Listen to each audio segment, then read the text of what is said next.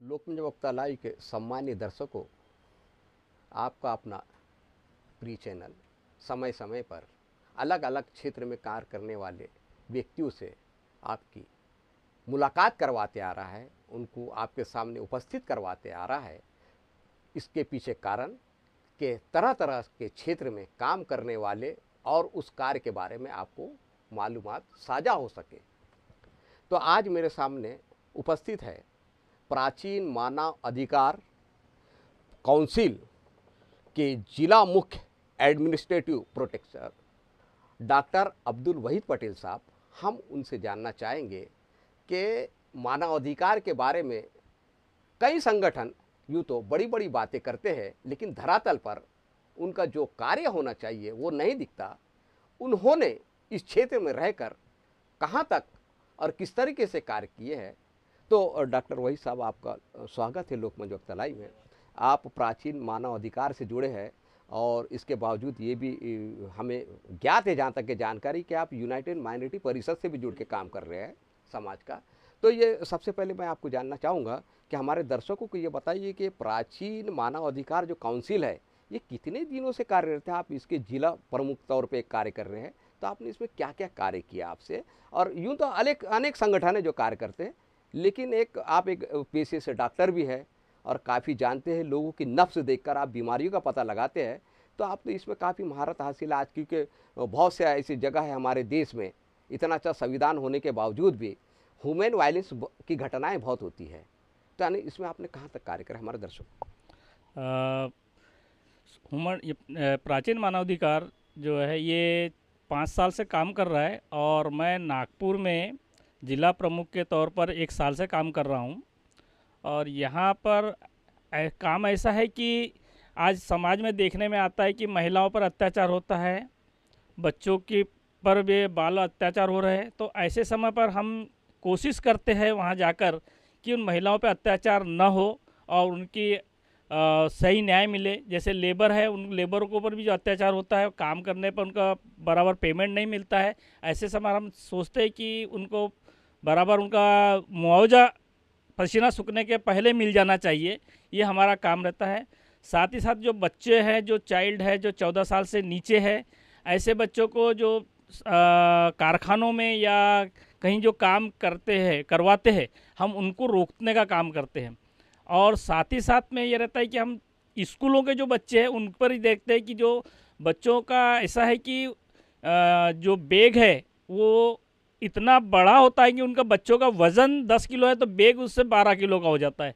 तो इस पर भी हमारा काम चालू है कि बच्चों का जो बैग है वो कम हो और उनके पढ़ने की जो सामग्री है वो कम से कम हो। और गवर्नमेंट ये ध्यान दे कि भाई बच्चों का जो आज उसकी वजह से हो ये रहा है कि बच्चों को पीठ पर जो लाद कर बैग लेकर जाते हैं, जिससे उनकी रीढ़ की हड्डी जो है वो कमज़ोर हो रही है, वो तकलीफ जा रहे हैं। और उनके यानी जो रीढ़ की गर्दन की है यहाँ पर यानी दर्द हो रहा है या उसमें तकलीफ हो रही है उनको, तो ये भी उससे बचने का किया जा रहा है कि उससे बचा हो सके। हम ये चाहते हैं कि जो चाइल्ड डॉक्टर्स है इनको भी हम उसमें इन्वॉल्व कर रहे हैं कि भैया यानी जो बच्चे हैं उनको यानी उस तरीके से सजेशन दिलाए, स्कूलों में जाकर सजेशन दिलाए कि भैया ऐसे बच्चों के ऊपर यानी वजन कम हो, इस पर ज़्यादा ध्यान दिया जाए। अच्छा, ये बताइए, बड़ा अच्छा आपने ये कहा कि जो बच्चे जो रहते हैं आजकल की जो पढ़ाई का जो बोझ जो आ गया है, उसमें बहुत सारे बच्चे जो है मानसिक रूप से भी त्रस्त रहते हैं। और बच्चों का काफ़ी यानी जो बैग रहता है, बहुत जगह इसी संदर्भ में बहुत स्कूलों ने बैगलेस स्कूल भी चालू करा था।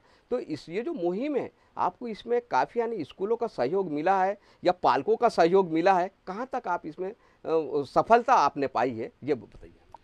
इसमें पालकों का सही सहयोग नहीं मिल पा रहा है, क्योंकि पालक जैसे स्कूल वालों ने जो दे दिया उसी के ऊपर जो एक्सेप्टेड रहते हैं। ये नहीं सोचते कि भाई आवाज़ नहीं उठाते कि हमारे बच्चों को जो बैग दिया जा रहा है या किताबें दी जा रही है वो कम की जाए। इसके ऊपर उनका पालकों का भी बिल्कुल ये नहीं है कि अपने बच्चों का, उनका ये रहता है कि बच्चे को जितना पढ़ सकता हम अब कंपटीशन लगा कर ना किताबों का बोझ डालते हैं।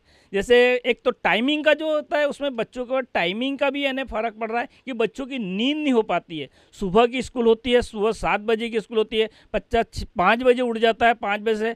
और यहाँ तक कि ये बच्चों का जो स्कूल है वो 15-15, 20-20 किलोमीटर दूरी पर है। जो बच्चा बस में सफ़र करता है जिससे उसकी मानसिक स्थिति खराब हो जाती है, 2-2 घंटा है जाने और 2 घंटा आने, यानी तो सोचा जाए तो उसको आराम करने का टाइम या खेलने का टाइम बिल्कुल भी नहीं मिलता है। इसके ऊपर भी हमारा काम चालू है कि यानी जो स्कूल्स है या स्कूल का जो टाइमिंग है वो चेंज होना चाहिए, और जिससे बच्चे को उनकी नींद भी पूरी हो, जिससे बच्चे का माइंड जो बिगड़ा हुआ है वो सेटल रहे और वो खेलने कूदने में भी इंटरेस्ट रखे। अच्छा, ये बताइए कि जैसे आप जो मुहिम चालू कर रहे हैं, बहुत अच्छी मुहिम है, तो अगर आपको इस मुहिम में अगर कोई स्कूल सहयोग नहीं देता है या कहीं नहीं होता, या इस कार्य में आपको कहीं बाधाएं निर्माण होती है, क्योंकि जर्नली जब से है दुनिया, जब से ये बसी है, रची बसी है, जब से है कि कोई भी अगर जब इंसाफ के लिए जब सामने फ्रंट पे आता है, सच्चाई के लिए आता है, न्याय के लिए आता है, तो उसको तकलीफ़ों का काफ़ी सामना करना पड़ता है।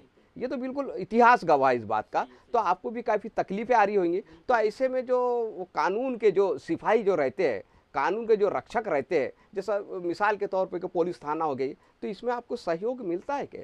नहीं, अभी हमने पुलिस थाने को तो इन्फॉर्म नहीं किया है, लेकिन अभी हमारी मुहिम यही चलेंगी कि स्कूलों के ऊपर, अगर जिस स्कूल ने अगर ये बच्चों का बैलेंस नहीं बनाया तो हम पुलिस स्टेशन तक के जाएंगे, और प्रशासन को भी यही देंगे कि प्रशासन इस पर विशेष ध्यान दे कि बच्चों के ऊपर पढ़ाने के ऊपर जो उनके ऊपर अत्याचार हो रहा है बच्चों का, ये हम अत्याचार ही बोलते हैं कि एक 3 साल के बच्चे के ऊपर बोझ डाल दिया जाता है, और वो जो हो रहा है उसको हम रोकने की कोशिश करेंगे।